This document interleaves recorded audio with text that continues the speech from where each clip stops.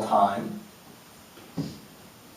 And so we ask, along with the disciples, "Teacher, when will these things happen? What signs will show that these things are about to happen? How long should we participate in the systems of worship if they've got an expiration date anyway? Doesn't it make sense to go ahead and cut bait if these things are all temporary? Maybe invest in whatever's coming next? When will we know that it's no longer worth it to worship in the place and manner of our ancestors?" Jesus responds, but I don't think he answers the question we are asking out loud.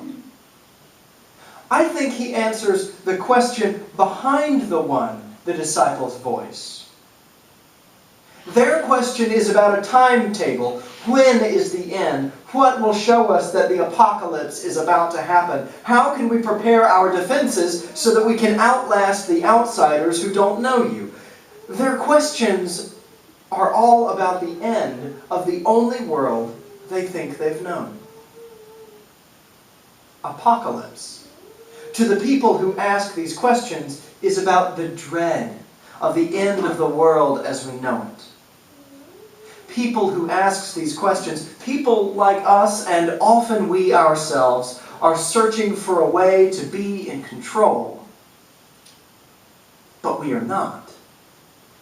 God is. Because the glory of the temple doesn't matter. The glory of God, whose presence is with us even after the fall of the temple, is the important thing.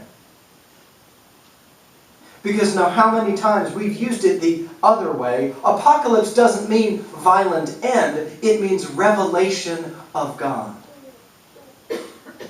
Living the apocalypse means that God is sharing something of his identity with us. So Jesus warns us against the anxiety over the end of how we understand the world.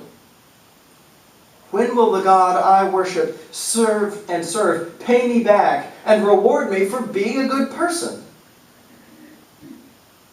Jesus sees through the pretense of asking that question, of asking for a sign immediately, and lovingly brushes past the question the disciples ask out loud and goes to the fear that motivated them to ask it.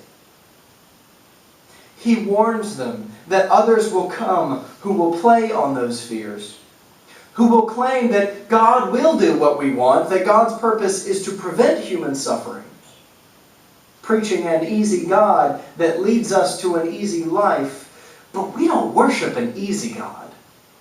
We worship a great God.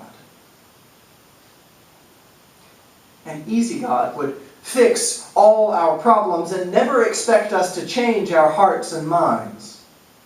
An easy God would keep a naughty and nice list of those to bless and those to punish.